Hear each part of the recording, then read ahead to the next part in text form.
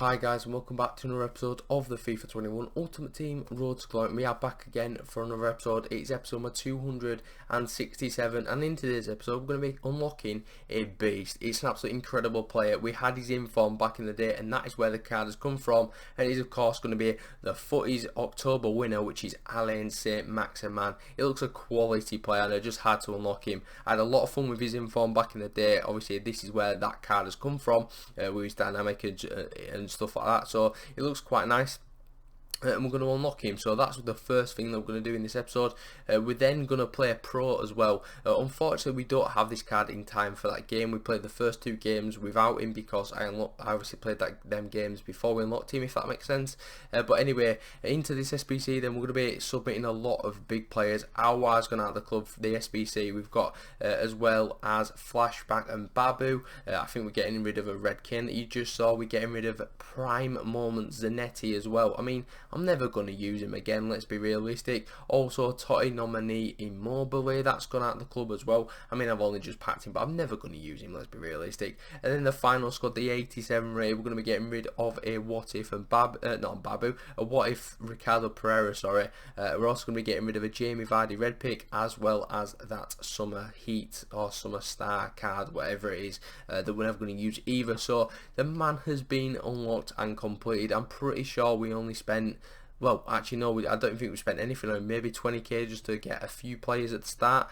But apart from that, it's a very cheap SBC for me because I had the fodder. He nearly dabbed there as well, which is not good, but he didn't, which is fantastic. So this is the man that we've unlocked. 98 pace, 91 shooting, 95 passing, 96 dribbling, even the 86 physical as well. It looks an incredible card, and it's going to be such an upgrade to his inform that we had earlier in the year. He's also got 5-star skill moves, which is very nice, and 4-star weak foot. It's not the greatest, but we'll take it. It's still better than nothing. And that is the man completed. So to start off this game then, the first episode of the first game of the day, not the first episode of the day, what am I on about? Here we go, this is the actual first game then. We are 5-0 currently, and this is the first team that we play in this episode, as I've just said. He's got a very interesting team. I mean, normal Alfonso Davies, normal Kyle Walker, and about 70 Kevin June, or July even. It's now July, it's quite mad. This year has gone very, very fast, but I mean, it's not a great team, and I do actually fall 2-0 down to him as Isaac goes and chips my goalkeeper there. Not a great start, to be honest with you. I could be losing the 6th game of the weekend league, but we get a dodgy penalty. I don't know how that's a penalty, but we'll take it. It is what it is. So can we slot it home with Pele? Well, yes, we can. He dives the wrong way, which is fantastic. We're back in this game then. Then Son, a couple of minutes later, gets the ball back, gets a cheeky little goal there. We're back to 2-0 inside the 18-minute mark. So a lot of goals in the first 20 minutes of the game. And then a couple of minutes after that, Pele then goes and rounds his goalkeeper. We're now 3-2. We've obviously turn the 2-goal deficit into a 3-2 lead, which is brilliant. We then pick the ball up with Hazard, a nice little borrow to get right past the defender, takes the shot and gets the goal. He's absolutely incredible. Honestly, he's one of my favourite players in real life and one of the best players I've used this year on this game. He's brilliant. Then Areola just decided to not save that shot. He put it in his own net, which is brilliant, and we get a cheeky little rage quit there. I'm also using the 3 at the back this weekend. I mean, I had a lot of joy a couple of months ago with it. He's been quite good to me. However, we do switch it out later on in the weekend league because, you know, it's not great against the better skilled players, and this is one of them. This is the verified player that we play, 28-2. What a ridiculous player on the sticks. We do actually go 1-0 up, which is quite good, but he did just turn it on, to be honest with you. After he obviously conceded that goal, he got probably quite frustrated that he conceded to me because I'm not the greatest player. I mean, yeah, I can hit elite, but like, I'm not on the levels to this guy, because the difference between like an elite 3, elite 2 player compared to a verified player that's 27 wins, 28 wins, you know, it is quite a difference, and he does just turn it on. We're 3-1 down inside 55 minutes. I mean, it's not a terrible scoreline, but it just gets worse. 2 minutes later, I give him the ball back. It's a nice little fake shot there by my opponent, and I'll be honest with you, we were just messaging him back and forth during this game. He actually messaged me, well, he Twitter DM'd me, which was quite funny. I don't know how he managed that, but obviously I've got the same gamer tag as I do my Twitter handle, so it all kind of makes sense. So he did messaged me and we're just having fun. I mean, obviously we're like, why did you stay in the game? And I was just like, well, it'd be funny if I get absolutely smashed.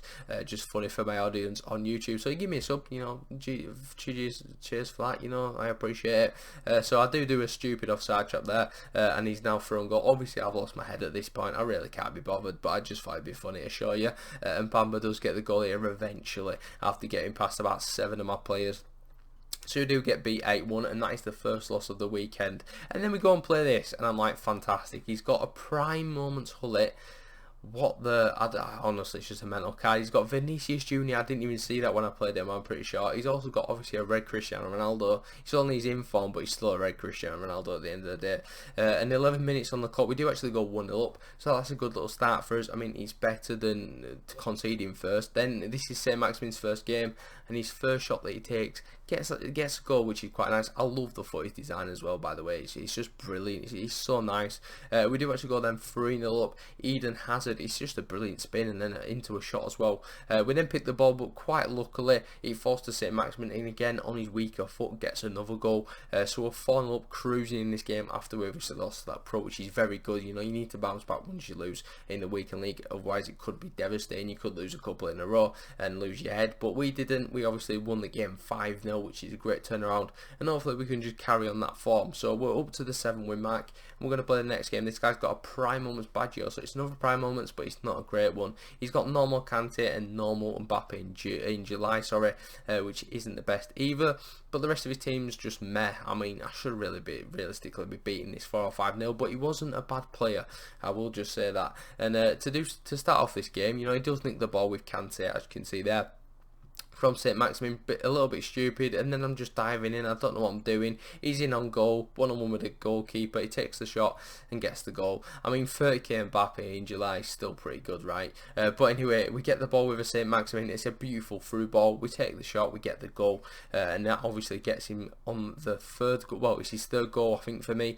which is quite nice. Then a beautiful piece of play there from Hazard. I absolutely love Hazard. He's probably one of my favourite players on this game. He's incredible. I mean, as you can see there, it's a great finish, but don't discredit that ball from Saint-Maximin. He's brilliant. Honestly, he can do everything. He physically can't not do anything. Like he can do everything on the game. He's brilliant. But anyway, we do concede there through a Dani Olmo, so clearly my defending still needs to be improved.